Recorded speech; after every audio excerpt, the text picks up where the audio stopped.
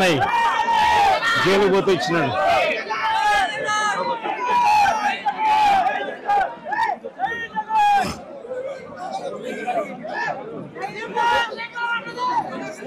రాష్ట్రంలో red book రాజ్యాంగంతో ఈరోజు రాష్ట్రంలో ఎమర్జెన్సీ తరహా పరిస్థితులు ఈరోజు రాష్ట్రంలో నెలకొని ఉన్నాయి అని చెప్పడానికి రాష్ట్రంలో జరుగుతూ ఉన్న అనేక ఘటనలన్నీ కూడా ఇవాళ రాష్ట్రంలో ఉన్న ఎమర్జెన్సీ పరిస్థితులను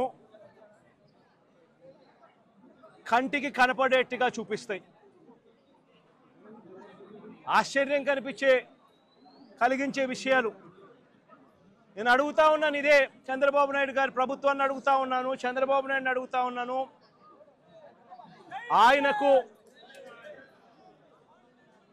ఆయన అడుగులకు మడుగులెత్తే పోలీసు అధికారులను అడుగుతా ఉన్నాను.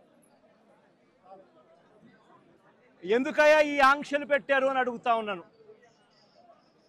ఎందుకయ్యా ఒక రాజకీయ నాయకుడు తమ పార్టీకి సంబంధించిన వాళ్ళను కలవడం ఏమైనా నేరమా అని అడుగుతా ఉన్నాను. అలా కలవడానికి వస్తే అదేమైనా తప్ప అని అడుగుతా ఉన్నాను. ఎందుకు ఆంక్షలు పెడతా ఉన్నారు అని అడుగుతా ఉన్నాను. నా కార్యక్రమానికి నన్ను అభిమానించే వాళ్ళు ఎవరైనా కూడా వస్తే తప్పేమిటి అని అడుగుతా ఉన్నాను. వాళ్ళని రానివ్వకుండా ఏకంగా రోడ్లన్నీ తోవారు. సందులు బొందులు ఎక్కడి నుంచి అయితే బండ్లు వస్తాయని అనుకుంటున్నారో, టూ వీలర్స్ వస్తాయని అనుకుంటున్నారో, రాకుండా చేసేందుకు ఏకంగా రోడ్లను తవ్విన అధ్వానమైన పరిస్థితి బహుశా ప్రపంచ చరిత్రలో ఏ రాజకీయ పార్టీకి ఉండదేమో, ఒక చంద్రబాబు నాయుడు గారి పార్టీకి తప్ప. నిజంగా ఒక ప్రతిపక్ష నాయకుడిని చూసి చంద్రబాబు నాయుడు ఇంతగా భయపడతా ఉన్నాడంటే నిజంగా చంద్రబాబు నాయుడు గారు ఎక్కడైనా బావి చూసుకొని దుంకాలి. ఒక ప్రతిపక్ష నాయకుడిని చూసి, ఒక ప్రతిపక్షాన్ని చూసి ఇంతగా భయపడి ఆయన వస్తున్నాడేమో, ఆయన వస్తూ ఉంటే అభిమానులను ఆపేదాని కోసం అని చెప్పి, ఆయన వస్తూ ఉంటే ప్రజలను ఆపేందుకోసమని రోడ్లను కూడా తవ్విన చరిత్ర ఒక చంద్రబాబు నాయుడు గారికి మాత్రమే దక్కుతుంది. ఈరోజు దాదాపుగా 2000 పైచీలకు పోలీసులు, 2000 పైచీలకు పోలీసులు, లెక్కలేనంత మంది డిఎస్పీలు, డిఐజీ ఇక్కడే తిష్టేసినాడట. నాకు ఆశ్చర్యం అనిపించింది. అసలు వీళ్ళంతా కూడా నా సెక్యూరిటీ కోసం కాదు, వీళ్ళంతా జగన్ వస్తూ ఉన్నాడు అని అంటే జగన్ను చూడడానికి అభిమానులు ఎవరైనా వస్తారేమో, ఆ అభిమానులను ఆపడం కోసం ఇంతమందిని ఉపయోగిస్తూ ఉన్నారు. అంటే ఎంత వ్యతిరేకత చంద్రబాబు నాయుడు గారి ప్రభుత్వం మీద ఉంది అని చెప్పడానికి, ఎంతగా చంద్రబాబు నాయుడు గారు తన పాలనను చూసి తానే భయపడతా ఉన్నాడు అని చెప్పడానికి ఇంతకన్నా ఇంకా వేరే నిదర్శనాలు కూడా అవసరం లేదు. ఎవరైనా ఎక్కడైనా పాలన చేస్తే బ్రహ్మాండమైన పాలన అందించి ప్రజల మన్ననలు పొంది ఆ మన్ననలతో ఆశీస్సులతో వచ్చే పాలనను చూసి సంతోషపడాలి. కానీ ఇక్కడ అడుగు పెట్టినప్పటి నుంచి, పాలన మొదలైనప్పటి నుంచి సూపర్ 6లు, సూపర్ 7లు అని అంటూ ప్రజలంతా వెన్నుపోటు పొడిచాడు. పాలనంతా అబద్ధాలు, మోసాలతో కూడిన పాలన చేశాడు. వ్యవస్థలన్నీ పూర్తిగా నీరుగారిపోయిన పరిస్థితులు కనిపిస్తూ ఉన్నాయి. స్కూళ్ళు నాశనమైపోయాయి. విద్యా దీవెన, వసతి దీవెన అందక 6 క్వార్టర్స్, 6 త్రైమాసికాలు ఫీజులు అందక, విద్యా దీవెన, వసతి దీవెన అందక పిల్లలు చదువులు మానేస్తూ ఉన్న పరిస్థితులు, నాడు నేడు ఆగిపోయిన పరిస్థితులు, గోరుముద్ద అన్నది రోజుకొక మెనూతో పిల్లలకు ఆహ్లాదకరమైన తిండి అప్పట్లో వస్తూ ఉంటే ఈరోజు స్కూళ్ళల్లో తిండి తినాలంటే భయపడే పరిస్థితులకి పిల్లలు వెళ్ళిపోయిన పరిస్థితులు, నాడు నేడు పనులు ఆగిపోయిన పరిస్థితులు, ఇంగ్లీష్ మీడియం గాలి కొదిలేసిన పరిస్థితులు, టోఫుల్ అనేది 3వ తరగతి నుంచి ఒక పీరియడ్ దాకా తీసుకొచ్చిన చరిత్ర గత పాలనలో మాకుంటే, ఇంగ్లీష్ మీడియంను టోఫుల్ పీరియడ్లను ఎత్తేసిన చరిత్ర చంద్రబాబుకు ఉంది. ఆరోగ్యశ్రీ సేవలు గత 14 నెలలుగా చంద్రబాబు నాయుడు ముఖ్యమంత్రి అయిన తర్వాత నెలకు 300 కోట్ల రూపాయలు ఖర్చు అయ్యే ఆరోగ్యశ్రీని దాదాపుగా 4,000 కోట్ల రూపాయలు బకాయిలు పెట్టాడు ఈ పెద్ద మనిషి. ఆరోగ్య ఆసరా గాలికెళ్ళిపోయిన పరిస్థితి. మా ప్రభుత్వ హయాంలో 25 లక్షల దాకా ఉచితంగా వైద్యం తీసుకునే పేదవాడు గర్వంగా ఏ పేదవాడైనా హాస్పిటల్కు కార్పొరేట్ హాస్పిటల్కు వెళ్ళి తలెత్తుకుని వైద్యం చేయించుకునే ఆ పేదవాడు వైద్యం అందక నెట్వర్క్ హాస్పిటల్స్ ఈరోజు బోర్డు తిప్పేసిన పరిస్థితుల మధ్య ఈరోజు పేదవాడి ఆరోగ్యం నడుస్తూ ఉంది. ఈరోజు రైతులకు ఏ పంటకు కూడా గిట్టుబాటు ధర రాని పరిస్థితి. చంద్రబాబు నాయుడు గారి పుణ్యాన ఉచిత పంటల బీమా గాలికి వదిలేసిన పరిస్థితి. చంద్రబాబు నాయుడు గారి పుణ్యాన రైతులకు అందుతా ఉన్న రైతు భరోసా అన్న పథకం చంద్రబాబు నాయుడు గారి దగ్గరుండి కూనీ చేసిన పరిస్థితి. రైతు వ్యవసాయం చేసుకోవడం చంద్రబాబు నాయుడు గారి పాలనలో రైతులు ఆత్మహత్య శరణ్యమన్న పరిస్థితిలోకి ఈరోజు వ్యవసాయం దిగజారింది. రాష్ట్రంలో ఈరోజు లా అండ్ ఆర్డర్ పూర్తిగా పోయిన పరిస్థితి. రెడ్ బుక్ రాజ్యాంగం ఈరోజు రాజ్యాంగం వెళ్తా ఉన్న పరిస్థితి.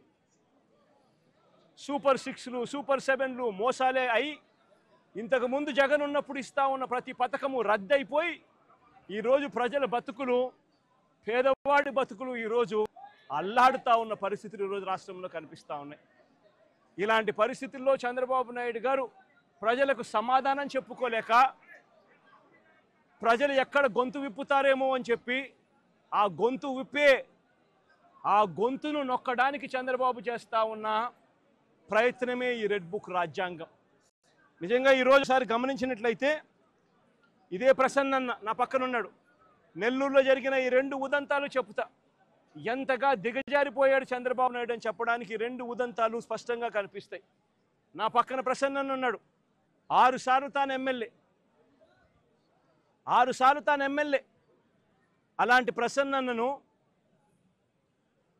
చంద్రబాబు నాయుడు గారు గతంలో ఎప్పుడు జరగలా ఇలాంటి పరిస్థితులు. రాష్ట్రంలో ప్రత్యర్థులు ఎవరైనా కూడా ప్రెస్ స్టేట్మెంట్లు ఇచ్చుకుంటూ ఉంటారు. అటువైపున ఉన్న పార్టీ వాళ్ళు ఇటువైపున వాళ్ళు ప్రెస్ స్టేట్మెంట్లలో స్టేట్మెంట్లు ఇస్తారు. ఇటువైపున వాళ్ళు అటువైపున వాళ్ళని కూడా ప్రెస్ స్టేట్మెంట్లలో ఇస్తారు స్టేట్మెంట్లు. అటువైపున ఉన్న వాళ్ళు ఇటువైపున అన్అబ్జెక్షనబుల్ లాంగ్వేజ్ వాడినప్పుడు ఇటువైపున ఉన్న వాళ్ళు కూడా అన్అబ్జెక్షనబుల్ లాంగ్వేజ్తో అటువైపున వాళ్ళని కూడా విమర్శిస్తూ ఉండడం ప్రజాస్వామ్యంలో మనం రోజు చూస్తూ ఉన్న పరిస్థితి.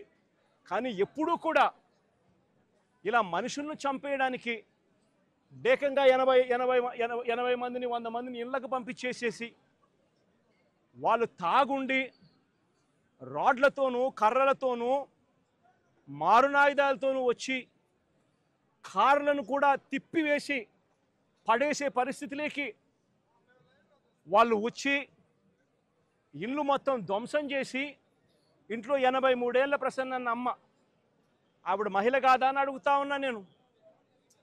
ఆవిడను బెదిరించి ఆ సమయంలో ప్రసన్న ఇంట్లో లేడు కాబట్టి సరిపోయింది. ఒకవేళ ప్రసన్న ఆ సమయంలో ఇంట్లో ఉండింటే ప్రసన్నను చంపేసే కార్యక్రమం కూడా జరిగి ఉండేది కాదా అని అడుగుతా ఉన్నా. ఇలాంటి దిగజారిపోయిన రాజకీయాలు గతంలో ఎప్పుడూ మేము చూడలా.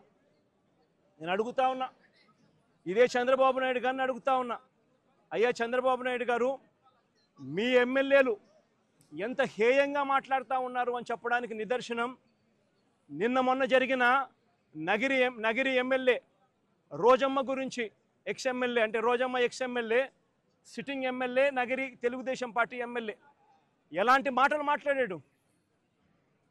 చెప్పడానికి కూడా సిగ్గుపడే మాటలు, సిగ్గుపడాల్సిన మాటలతో రోజమ్మను హేయంగా మాట్లాడితే ఇదే చంద్రబాబు నాయుడు గారు ఏం చేశారని అడుగుతా ఉన్నా.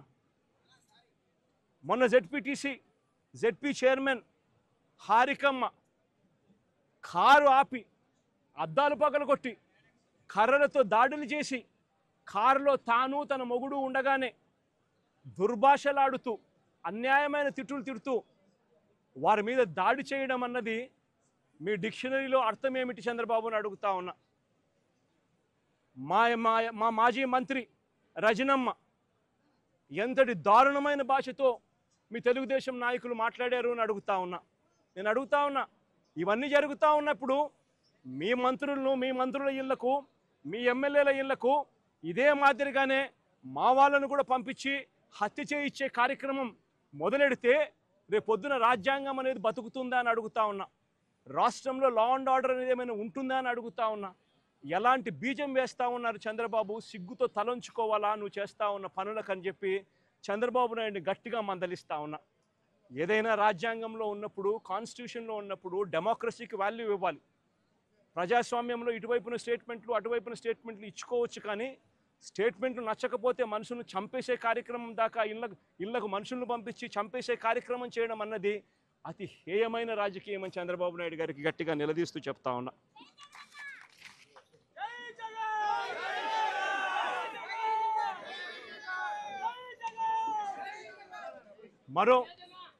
మరో ఉదాహరణ, నా పక్కనే ఉన్న గోవర్ధన్ అన్న కూతురు.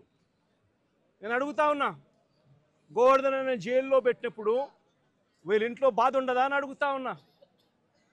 వీళ్ళందరూ పిల్లలు కాదా అని అడుగుతా ఉన్నా. వీళ్ళందరికీ బాధ కలగదా అని అడుగుతా ఉన్నా. ఏం తప్పు చేశాడని చెప్పి గోవర్ధన్ అన్నను జైల్లో పెట్టారని అడుగుతా ఉన్నా. ఏకంగా 14 కేసులు, గోవర్ధన్ అన్న మీద పెట్టిన కేసులు ఏకంగా 14 కేసులు. ఒక కేసు అయిపోతూనే ఆ కేసు అయిపోయిన వెంటనే మరో కేసు పెడతా ఉన్నారు.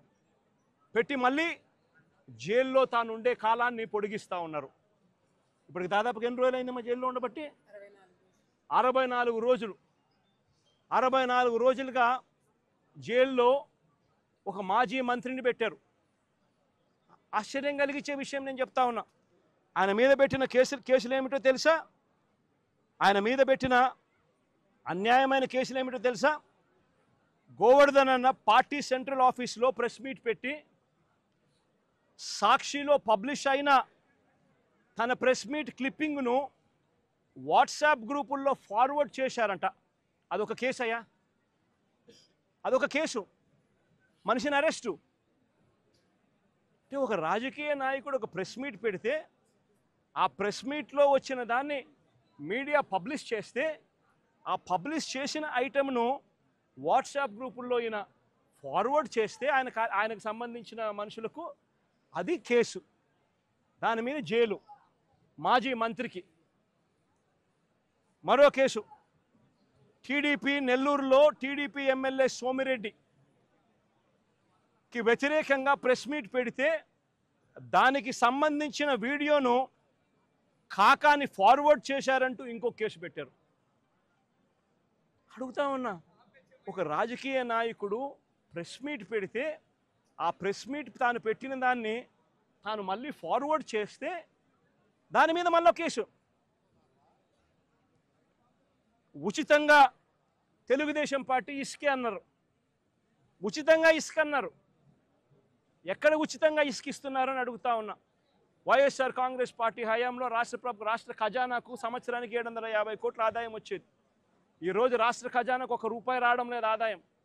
రేటు చూస్తే ఇసుక గత ప్రభుత్వంలో, మా ప్రభుత్వ హయాంలో కన్నా డబల్ రేటుకి అమ్ముతూ ఉన్నారు ఇసుకను. గుచ్చెలు విడిగా దోచేస్తూ ఉన్నారు రాష్ట్రాన్ని. అలాంటి సందర్భంలో ఇసుక ఉచితంగా దొరకడం లేదని, మీరు చెప్పింది ఇసుక ఉచితంగా ఇస్తామని చెప్పారు, ఆ ఇసుక ఉచితంగా దొరకడం లేదని భవన నిర్మాణ కార్మికులు నిరసన తెలిపితే ఆ గతంలో పోలిస్తే రేటు డబల్ అయ్యింది అని చెప్పి వాళ్ళంతా కూడా నిరసన తెలుపుతూ ఉంటే దానికి గోవర్ధన్ అన్న సంఘీభావం తెలిపాడు అని చెప్పి ఆ తెలిపిన దానికి మరో కేసు. ప్రజాస్వామ్యం ఎలా ఉందో చూడమని చెప్పి నేను అడుగుతా ఉన్నా. మీ ద్వారా రాష్ట్ర ప్రజలందరికీ కూడా విజ్ఞప్తి చేస్తూ ఉన్నా. ప్రజాస్వామ్యం ఎంత దారుణంగా ఉంది అని చెప్పడానికి జరుగుతూ ఉన్న ఈ ఘటనలు ఎలా అద్దం పడతా ఉన్నాయో గమనించమని అడుగుతా ఉన్నా. మరో కేసు, వెంకటాచలం మాజీ జెడ్పీటీసీ శేషయ్యన్న మీద అక్రమంగా కేసు పెట్టి జైలుకు పంపితే దీన్ని నిరసిస్తూ గోవర్ధన్ అన్న మాట్లాడితే పోలీసులకు వ్యతిరేకంగా మాట్లాడారు అని చెప్పి దాని మీద కేసు పెట్టారు. నేను అడుగుతా ఉన్నా, నువ్వు ఏకంగా ఒక జెడ్పీటీసీని తీసుకొని పోయి అక్రమ కేసు నువ్వు పెడితే, నువ్వు అక్రమ కేసు పెట్టినావు అని చెప్పి ఆధారాలతో మాట్లాడిన ఆ వ్యక్తి మీద పోలీసులకు వ్యతిరేకంగా మాట్లాడారని చెప్పి కేసులు పెట్టడం ఎంతటి దారుణమో ఆలోచన చేయమని చెప్పి నేను కోరుతా ఉన్నా.